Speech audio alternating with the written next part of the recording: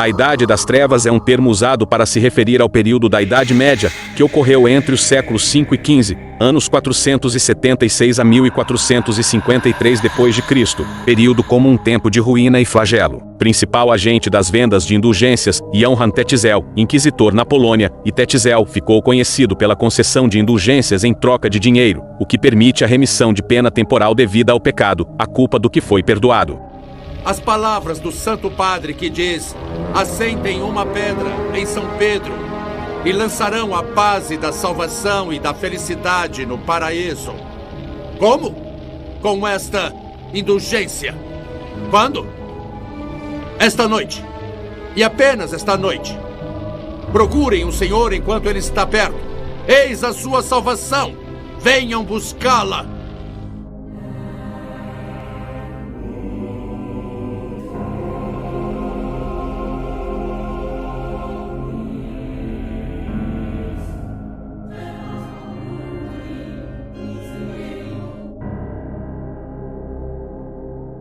Tetzel e a venda do perdão. Johann Tetzel, no século XVI, associado ao comércio de indulgências, uma prática que gerou considerável controvérsia na época. As indulgências eram certificados emitidos pela Igreja Católica, que alegavam reduzir o tempo que uma pessoa teria que passar no purgatório, uma ideia ligada à crença católica no perdão dos pecados. Tetzel foi encarregado pelo Papa Leão X de promover a venda de indulgências para financiar a construção da Basílica de São Pedro, em Roma.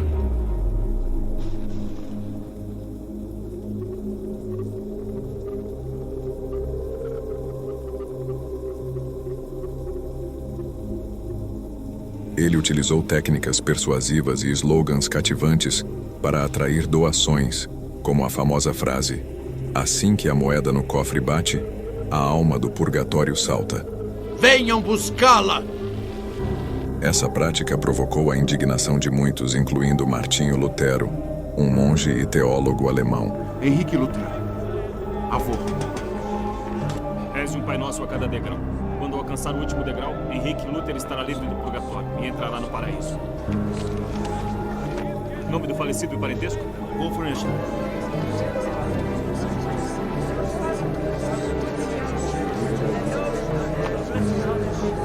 Para encomendar uma missa para os mortos.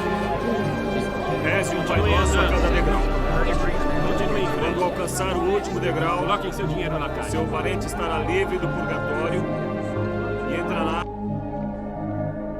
O agente de Magdeburg, peguem a sua salvação enquanto ainda podem.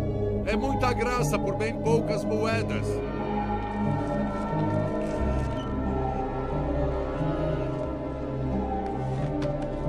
Dinheiro alemão para a igreja alemã. Mas São Pedro repousa numa igreja alemã? Ou São Paulo? Ou qualquer um dos apóstolos? Com essa indulgência, qualquer pecado será absolvido. Posso absolver até a alma do homem que violar a própria mãe de Deus.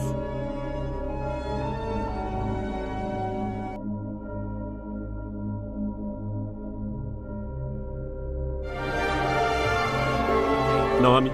Ana Thaler. Nome? Gurtan Berlepsch. Nome?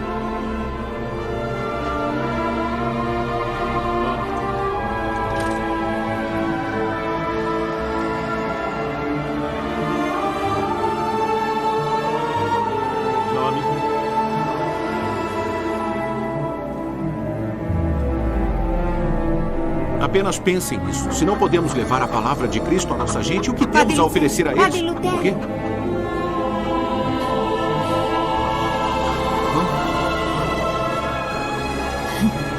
quê? Eu fiz isso por Greta. Em 1517, Lutero expressou suas objeções às indulgências através das famosas 95 Teses, que afixou na porta da igreja do castelo de Wittenberg. Atrevo-me porque é meu dever servi-lo e alertá-lo sobre as práticas desonestas daqueles que afirmam representar vossa graça.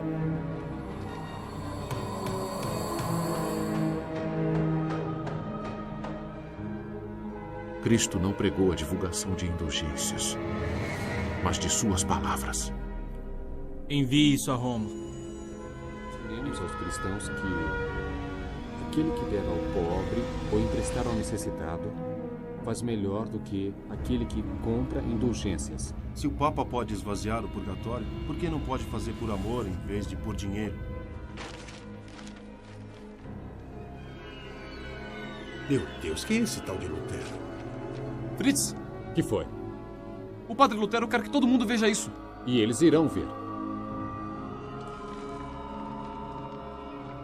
O sol já havia nascido na escuridão. Deus fez o sol raiar, dando fim à idade das trevas. Foram impressos grande quantidade de folhetos, incluindo as 95 teses de Lutero, livros e bíblias, que foram espalhados pela Alemanha e outros países da Europa. Para isso, tudo acontecer, um outro nome se destaca um tempo antes de Lutero, e este foi uma prova de que Deus está no controle da história.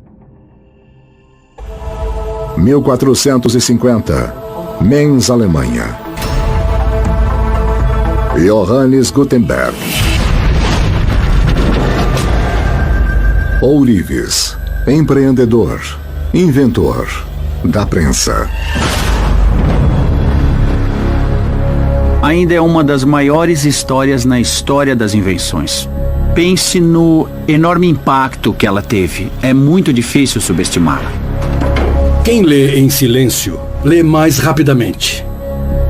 Mas quem realmente multiplicou a velocidade de leitura foi Gutenberg. No século XV, na Europa, os livros estão ao alcance do clero e dos ricos. Com a escrita à mão e muito trabalho, levou 3 anos para produzir uma cópia da Bíblia.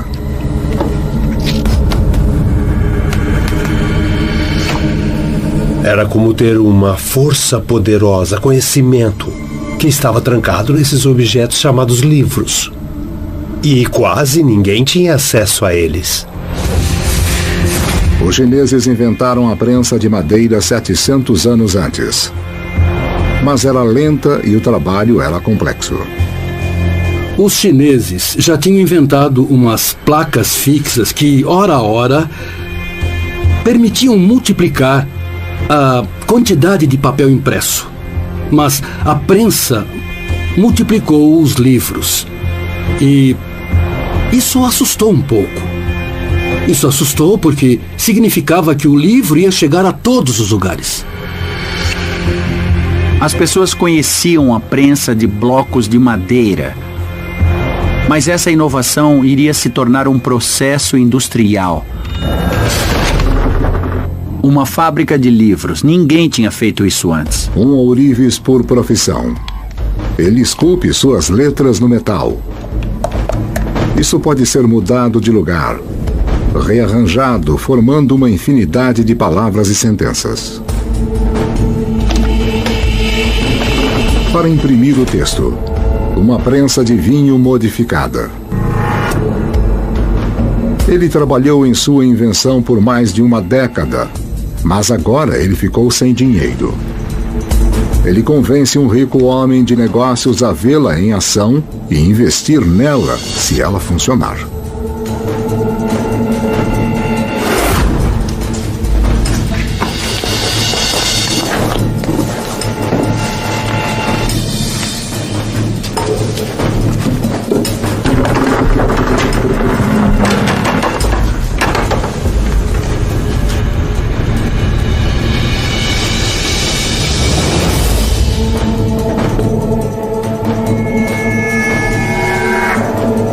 Assim que alinhava o tipo na página, uma pessoa podia imprimir dúzias de páginas ou 1000 páginas, e isso não importava.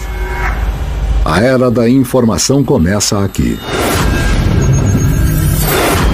As primeiras imprensas, os primeiros jornais, foram esparsos, mas fundamentais, porque permitiam que, num continente tão grande, as pessoas tivessem notícias das ideias de outros lugares.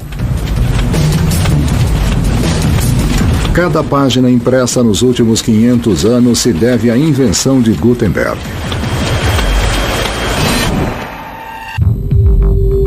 com um investimento de 800 florins, o equivalente a mais de $1.000, sua prensa entra em produção. Ele imprime 800 cópias da Bíblia. Desde então, 6 bilhões já foram impressas.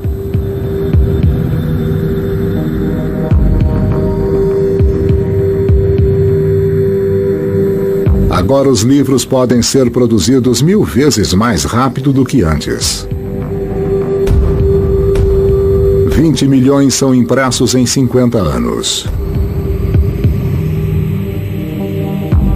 Assim que o conhecimento começa a se espalhar, fica ao alcance das pessoas comuns como nunca tínhamos visto na história humana. O paralelo que é possível fazer com a internet é uma boa analogia.